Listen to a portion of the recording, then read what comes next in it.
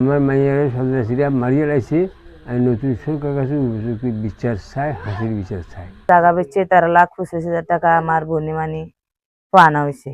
আর আমার বোন হইতেছে নাবালক, সেরগান তো নাবালকের লইতো না, যে আছে। তো এখান থেকে 1,00,000 বানাপত্র মানে 9,00,000 হয়েছে, 1,25,000 টাকা খানা হয়েছে বানাপত্র। তো 30,000 টাকা দিছে আর 80,000 টাকা সাগর আসামির কাছে আসিল। এখন খুঁজছে আর এই তো দগরা ফাতিল করি মারিয়ে লাগবে টারিয়ে লাগবে, মানে এই টাকা তো দিমু না, আর যেটা আমার বাপে দিছে এটা মানে ফেরত দিতে হবে। এটা করে মানে আগে হামকি দুমকি দিছে, নানান রকমের মানে গালগালাসি করছে।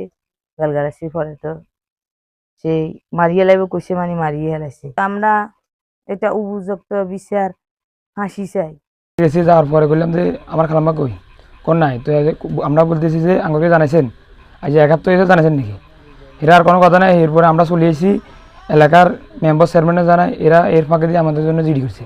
আমরা থানায় মামলা করছি। মামলা করার পরে সিআইডি 2 বছর পরে